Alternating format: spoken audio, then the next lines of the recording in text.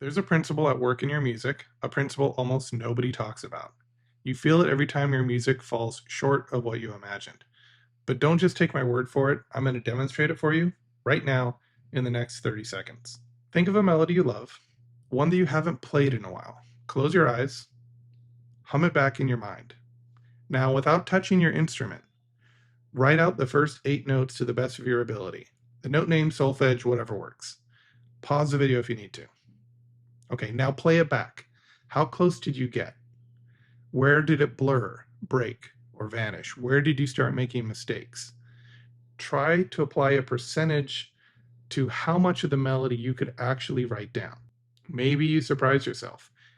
In music and in life, a small fraction of your effort, your focus, your training creates the majority of your results. That's what we're talking about today. This isn't just a catchy idea. It's called the Pareto Principle, and it's named after a 19th century Italian economist. He discovered that 20% of the trees in his garden got 80% of the sunlight. He saw the same pattern everywhere. A vital few shaped the fate of the many. Nature, business, sports. 20% of the people owned 80% of Italy's land. 20% of players score 80% of the points. 20% of your effort drives 80% of your results. And in music, 80% of what you imagine never makes it into the world. Only 20% survives the crossing from mind to sound. Your inner ear is the filter, the gatekeeper. No matter how vivid the idea, most of it gets lost in translation. What gets you through is what you've trained, what your mind can actually hold, shape, and recall. So here's a question. If 20% of the work gives you almost all the gains, why focus on the other 80%? Why not skip the trivial many and just hammer the vital few exercises that move the needle? This is why when people say, just play music, just improvise, avoid the academic challenges, I cringe a little. I know they're focusing on the 20%, the part that produces the most noticeable results. It's human nature. I do it too, but I hate it because I know there is so much more you can learn, so much deeper you can go. And most people, they avoid the grind unless that grind is producing very noticeable results. They want the magic of improvisation and mindfulness and the satisfaction that comes from that, but they skip the heavy lifting. This is really important. This is why so few people close the gap between what they imagine and what they can actually play. It's kind of funny when you think about it. We know we have to practice scales, etudes, and work on difficult measures within a composition. So we'll play it on loop, we'll change the rhythm, we'll do all these things to learn that measure. We accept the grind in technique, in dexterity, in speed. As long as we're playing our instrument, it's okay in our minds. But when someone shows up and says, let's build the base and foundation for your ear so you can practice less and play more, we run. We all do it, myself included. We look for shortcuts. We crave the thrill, the flow, the fun, forgetting that the structure underneath is actually what makes all that freedom possible. The 80% of the work no one wants to do is the work that changes everything. And here's the secret. When you really get into it, it's fun too, because you start to understand how this 80% contributes to the 20%.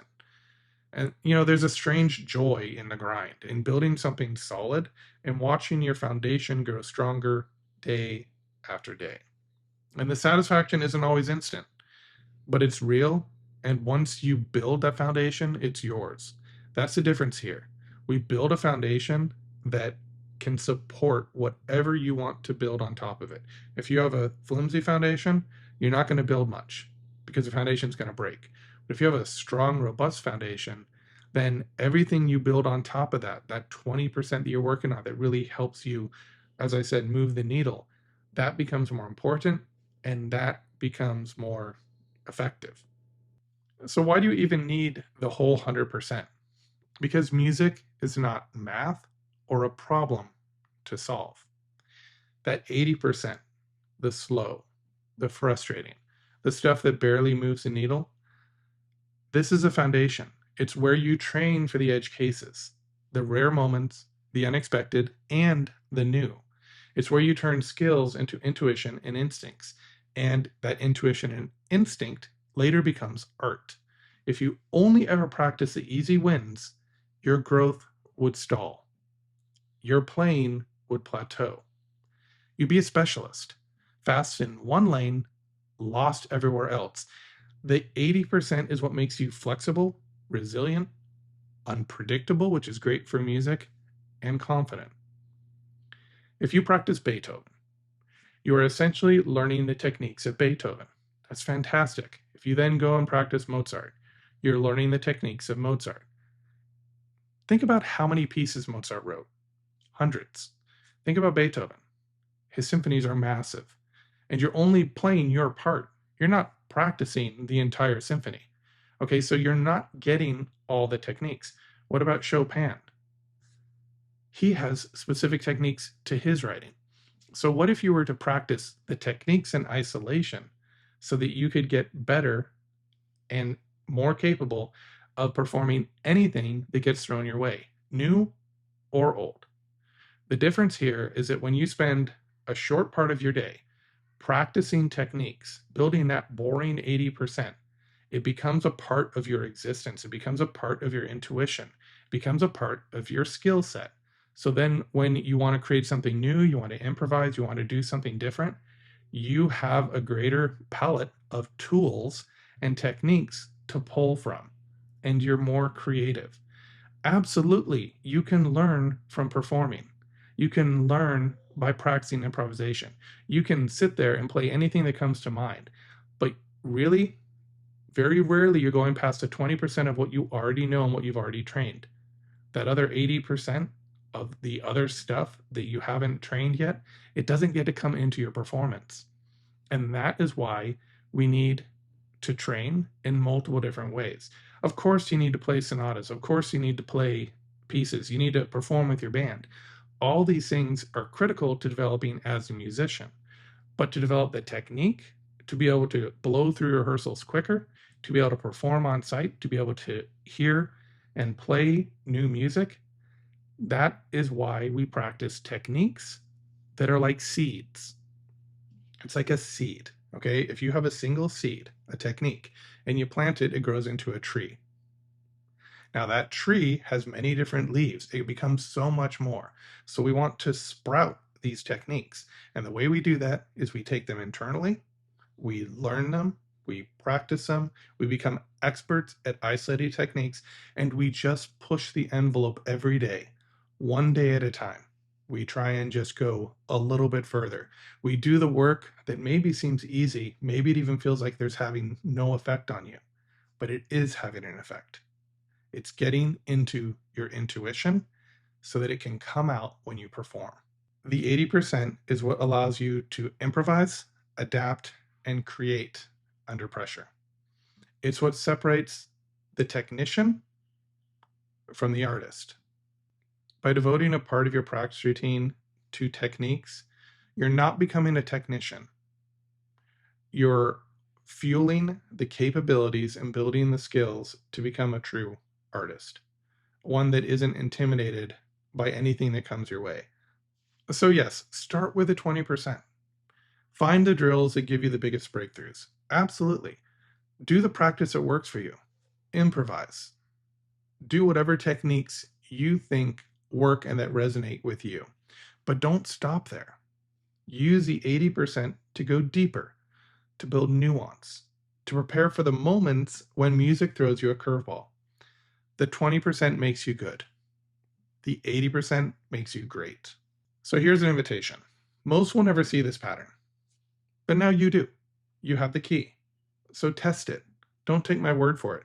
Demonstrate it to yourself. And every time you return, the gap gets smaller. Pick one technique you hate. Maybe it's 12-tone music. Maybe it's serialism. Maybe you hate it. Practice it for 15 to 30 minutes a day. Practice the Babbitt square. I mean, literally. Go down the square and play all the notes in succession. Practice them. Practice all the different inversions of the row. Or practice the octatonic scale. Look that up if you don't know what it is. Learn it. Play it every day. Memorize it. Practice a whole tone scale. Pick something that you hate, something that you don't want in your music. Practice it every day for a week. And then try and improvise something or try and hear something in your head. See if anything changes for you. Just try it. You may be very surprised by the results. That's it. This is the end of the introduction. You've glimpsed the hidden law. You've stood at the threshold, lantern in hand, staring down the gap between imagination and sound. But this is just the beginning. Next time we step into the fire, we start the drills, progressive, elemental, each one designed to push you further, deeper, and closer to the music you hear in your mind. 10 lessons, 10 challenges, each a new prism, a new echo, a new way to break this spell we're in and reclaim your sound. No more theory, no more waiting, no more arbitrary drills that just don't seem related to anything you're actually doing in real music. So in the next episode, we're going to do the work. If you're ready, the journey is about to begin.